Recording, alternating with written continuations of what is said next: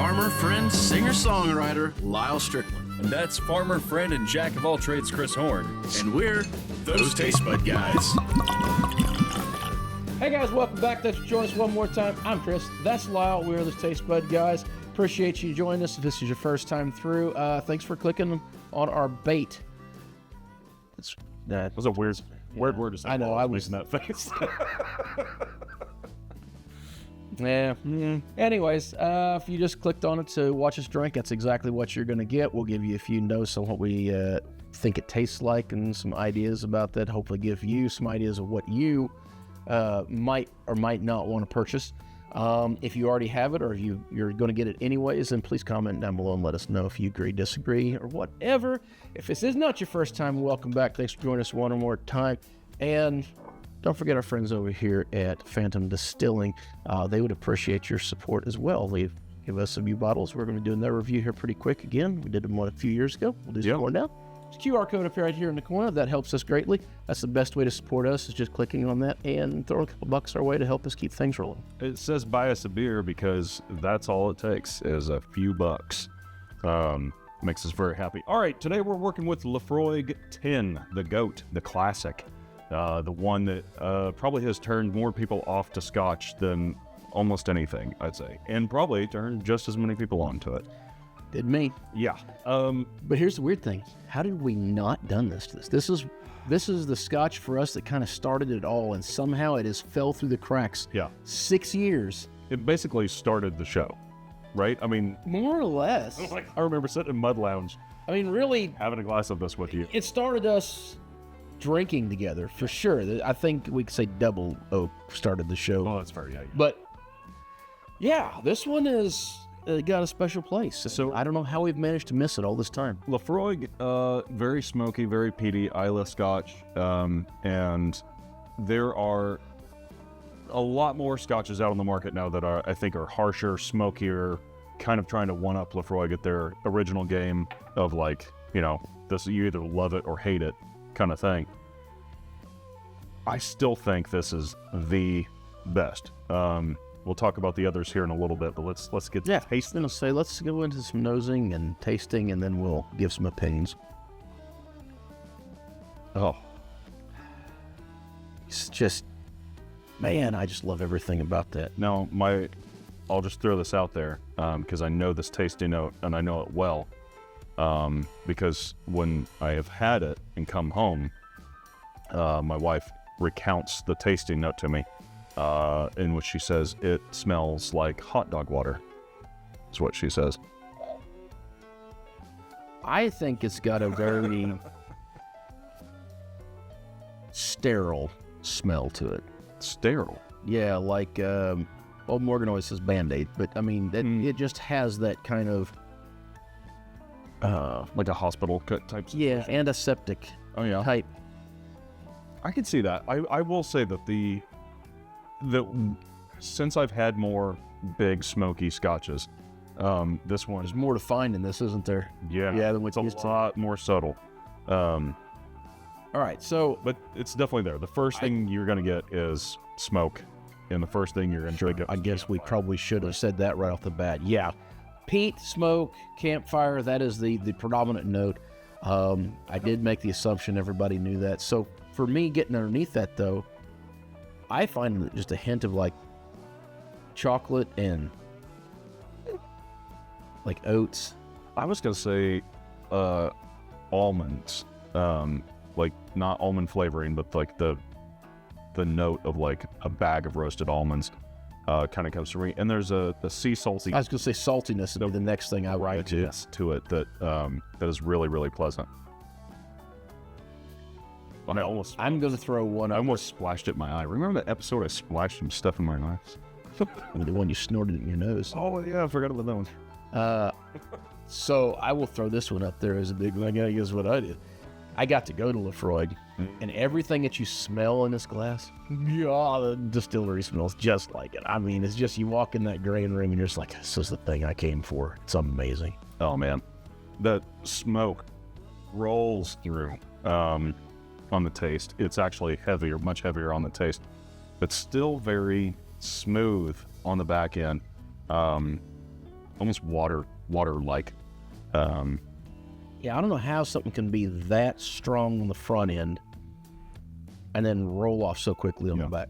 Now, the flavor's still there. Oh, yeah. The charcoal levels, that's the number one thing. You have that deep, dark char, that smokiness that we talked about on the nose. That's still there. That's the predominant thing you're going to taste with an Islay Scotch. You got to work to get under that. Which is kind of the fun thing about a heavy Islay Scotch over some of the lighter, more friendly versions of. I'm going to water back mine in a second, and I know I'm going to run out. So, it doesn't have. There's no bite to this at all. Like it's like a smoked flower. You know, it's so sweet and smooth with this smoke cloud just hanging over it. I was going to say, I think there's a sweetness, the vast majority, I don't know if this one is or not, but I'm going to assume it is. Vast majority of Scotch is aged in either A, sherry barrels, or B, bourbon casks. Yeah. I assume this is a sherry barrel. I would think so. That being said, I know Laphroiag has one that specifically does say sherry on it, so I could be wrong. Maybe this one's American bourbon barrels. Yeah. And Pretty phenomenal. Now, here's the nice thing about Laphroiag and a lot of Scotches. their flavor profile's actually kind of not bad. Huge smoke, seaweedy note. Yeah. Which I would have called that the salty note, but okay, seaweedy note, intense peat with a hint of sweetness. Well, there's a vegetative quality to it that does kind of make you think of some wet greens. They forgot to put Band-Aid on it. So the nice thing about Scotch is that it does just lends itself to a waterback, I think, more than almost any other spirit out there. It's like having two different drinks, and if you haven't done it, Changes everything. just a couple of drops of water will open it up and release a lot of that smoke and bring forth a lot of those floral notes. So it used to, I think it was on the box, but on the box I used to say, add drops of water. That was the correct way to drink it, which I thought was weird because I like it without adding water to it.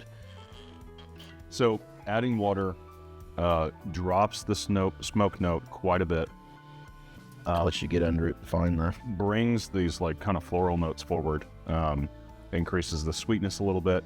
The smoke is still there, but it's like if you kind of think about like going through a cigar room that doesn't have good filtration and just parting the smoke a little bit, the smoke kind of sits off on the side and lets those other notes come through.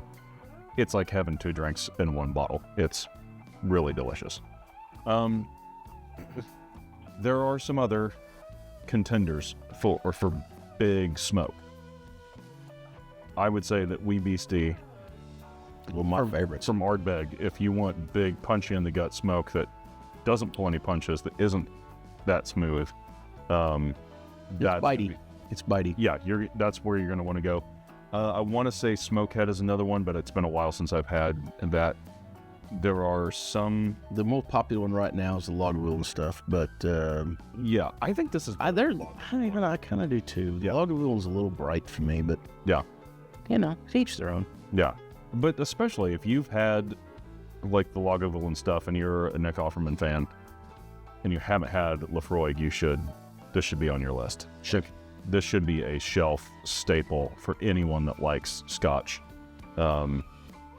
It's the GOAT, I think. Well, there's a place around here that for a long time, when you ordered a Scott or Laphroiag particularly, they'd throw a piece of homemade beef jerky in there with it, and that saltiness that goes on. Man, it was just a perfect pairing with it. I miss that. You got anything else to say about this classic? Absolute classic? No, it's just amazing. I love it.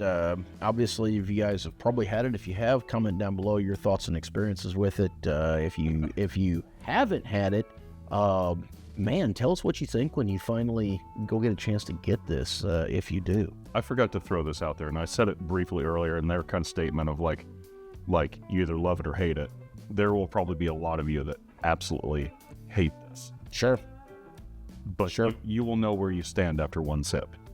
I think one of the first people I ever talked to that I met that really hated Scotch in particular, but Laphroiag, when they drank it and they called it formaldehyde. And I was like, what? No, it's good. I don't know what you're talking about. Yeah. So it's definitely a divisive drink. Yeah, absolutely. All right. Until next time. Whether it be the wee dram that you're having, The food you're eating, close your wear. or the people you're meeting, grab a buddy and try something new.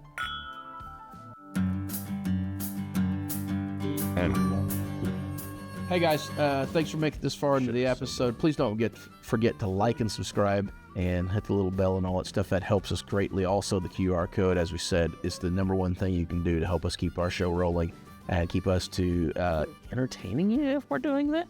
And also, please go check out our friends over here at Phantom Distilling and all the other wonderful people that can help us keep the show running that we've had over here.